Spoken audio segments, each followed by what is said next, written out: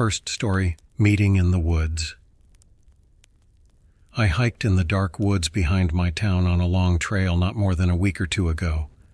I grew up in a small, tight-knit community of less than 1,000 people, quite remote from any major metropolis. Although there were no hills or mountains in the outer forests, there were a few ponds and a few small rivers that cut through them. My destination was any one of these rivers. Although I had visited the place a few times previously, I had never had the opportunity to camp there until today. From what I remembered from the past visits, I knew it would take roughly 3 hours to travel almost exactly north. Aside from the sound of birds and other animals rustling the leaves around me, it was fairly silent as I moved between the trees. Since this was just open forest and not even a trail, there were no hikers or people around, and I didn't expect to see anyone. But I ran into someone while I was only 45 minutes away from the river. It appeared that neither of us had spotted the other until we were only a few feet apart, divided only by a few trees, as we were both moving in the same direction. I admit that I looked a little surprised and even scared to see someone off trail in the middle of these woods. However, the dude looked the same. Just as I was ready to break the awkward quiet and say hello, he turned to go off to the side and his countenance changed to a somewhat hesitant smile. I continued walking after him, following his example, but as I got a little further away, I turned to see that the man had stopped walking and was practically racing away, all without saying a word. I was a little uneasy when we ran into each other, but it was stranger when I watched him go likeway. The individual gave off the impression that he did not want to be noticed or that the likelihood of us meeting was slim to none. Either way, I carried on with my business as usual and headed for the river. Since there was nowhere to camp, I simply set my tent and bag down on the flattest spot I could find. Then, since the sun was going to set, I started a fire. I ensured it would burn for a minimum of 2 hours by adding a number of stray sticks and twigs that I happened to have lying about. My intention was to remain awake until the stars emerged, allowing me to enjoy some stargazing outside of the city. I never want to miss the opportunity to see the Milky Way, which is something I can usually see clearly. I sat and waited for hours till I heard footfall clearly coming from the calm woods behind me, cautious and slow ones. I peered around, turning and looking, but seeing nothing in the darkness. Even though I couldn't see them, they can see me since the footsteps stopped. I grabbed my heavy-duty flashlight from my luggage and pointed it at the trees. Now that I could see reasonably well, I was able to move it back and forth and saw no one. My heart rate began to rise somewhat as the uncomfortable sensation returned. Anyone out there? I gave it another go. Hello? Not even the sound of footsteps falling again. I thought about it for a moment before moving in the direction of where I'd heard the sound. I believed there could be a chance. Even though I was wrong, I had to be certain. I moved cautiously into the forest, keeping the beam pointed straight ahead until I reached the area I believed to be the source of the sound. I turned the light to my left and peered around every tree until, all of a sudden, a big figure was visible. It was the same one I'd met just a few hours before. Even with the light shining on him, he remained motionless at a distance of no more than 20 feet. Thinking quickly, I tried not to react and kept moving my flashlight around the woods, hoping that somehow he would think I hadn't noticed him. I then started to make my way back to the tent while feigning indifference. I picked up my backpack and took another look around before hastily packing up my tent and bonfire and making my way into the riverbank trees. As soon as I thought I had gained enough distance, I ran as fast as I could to ensure I was definitely far away from that man. I located a place to relax and remained there till daybreak. Since I was able to leave without ever hearing from or seeing that man again, I don't think I was followed. I never went back to get my tent because I was afraid I might find out why he was out there or why he had appeared and hidden by my campground. Story 2. Camping experience in an RV. A few miles from my residence, I had driven my RV into a forest. Since there are many forests all around where I live, camping is a very frequent activity. However, the location I had gone out to was not very well known. It was merely a little campground that could accommodate a few RVs. The fact that there wouldn't be many other people there and that my RV could easily fit on the broad driving lane made it appealing to me. The grassy meadow where I had parked was deserted when I arrived. I merely stayed inside for a little while before leaving to set up the outside with the overhanging tent because I didn't have any intentions. After setting up my chair, I started gathering wood for my bonfire. Even though it was long before night, I still wanted to be ready in case it grew too dark. I ventured into the forest beyond the motorhome, extending my view until I was no longer able to discern the campsite. It took some time to locate some great dry pieces to utilize because a lot of the wood was still wet from our couple of nights of rain. After spending about 20 minutes outside, I returned to the RV to find a man had set up a tent close by. As I returned to the tent, he nodded at me, and I acknowledged him by nodding in return.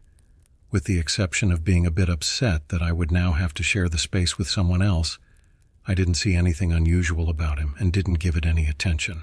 I threw the sticks on the ground, then walked back into my RV to enjoy a little privacy, open the sunroof, and have a beer. I think I was in there for perhaps 30 minutes or so before I got up to look out the window. The man had done erecting his tent, but seeing it all together made me understand how sturdy it was. There were numerous holes and rips in it, and flaps that dangled and moved with the breeze. It was in poor enough shape to be any more comfortable than sleeping outside. Instead, it had the appearance of an old tent that had been neglected for years. But I couldn't see the man inside the tent through the holes. He wasn't anywhere else in the camping grounds when I checked the surrounding region. I got out of the RV and started building my bonfire. I wondered why he was using that tent and how strange it was that he believed it was good enough to use, as I kept staring at the horrible tent he had set up. I started the fire as the sun was setting and took a seat next to it, not knowing for sure where the man had disappeared. I sat for a while until the trees were completely black, and the only light in the little space surrounding me was the faint glow of the bonfire. As the night wore on, I found myself wondering more and more about the man's whereabouts and the reason he hadn't gone back to his tent. I looked at my watch because it was becoming late and saw that it was almost 1 a.m, which meant that darkness had been falling for over 4 hours. To be sure the man wasn't there, I got up from my chair and moved a little closer to his tent. "Are you in there?" I yelled. There was no reply. I thought maybe the man was lost out in the dark jungle as I stood in the midst of the campgrounds and looked about. However, the unease started to creep up on me as I turned to face every way, and eventually a startling movement by one of the trees caused me to freeze.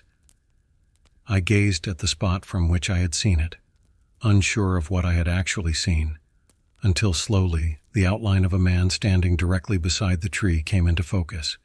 They appeared to be attempting to remain unseen. I felt a surge of panic, and the more time I spent staring at him, the less certain I was that this was the same man I'd seen at the tent. I backed up a few cautious steps and scurried into my RV. I glanced out the window and saw the man staring at me, still standing in the same place. I hesitated a moment before rushing to the front cabin, turning on the RV and leaving the site. Every time I consider the possibility that it wasn't the man from the tent, but rather just another person standing out in the wilderness, it terrifies me.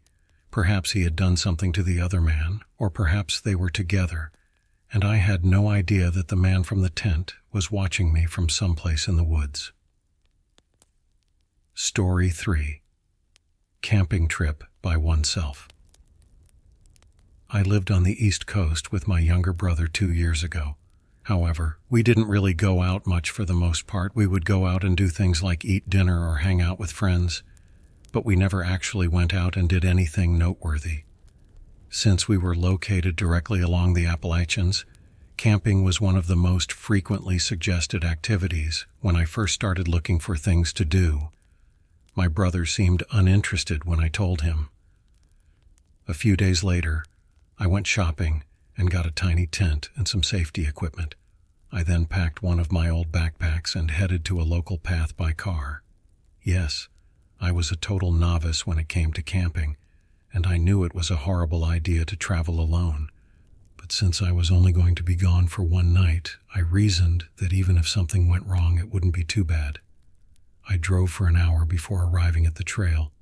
I saw no one else, and there were no other automobiles parked. I exited the vehicle, put on my bag, and strolled towards the trailhead. Although the trail was thin and not particularly well made, it was nevertheless passable. I don't think it was a well-known route. I just happened to stumble onto it when looking through a lengthy list and selecting a shorter one. However, it became increasingly evident as I hiked down how seldom this trail was utilized.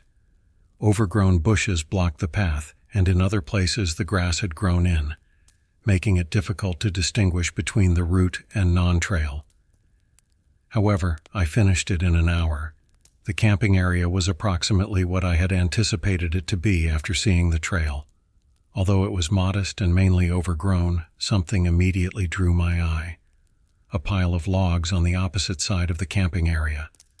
It looked like it had been used the night before, but it had clearly been used recently since I could see pieces of burned wood blowing off in the breeze as I approached it. Upon a second glance, I failed to spot any tents or indications of a presence. Unsure of myself, I moved to the other end, set down my belongings, and started working on the tent.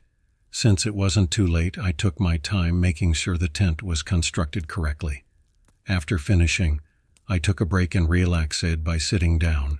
I ate and lounged on my sleeping bag inside the tent during the last hour or so of daylight.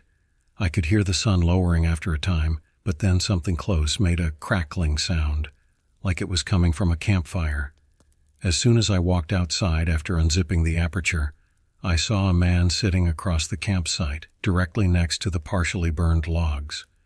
From what little light leaked through the woods, I could only make out that he was older than me, possibly in his 40s. I waved a hesitant hand at him, but he was already looking at me. After a brief pause, the male raised his hand as well. I created a little campfire after going around to the back of my tent and getting a pile of sticks. It was mostly dark outside in a matter of minutes. All that remained were the flickers from my campfire and the man's nearby blaze. I kept glancing over to check if he had a backpack, a tent, or anything else.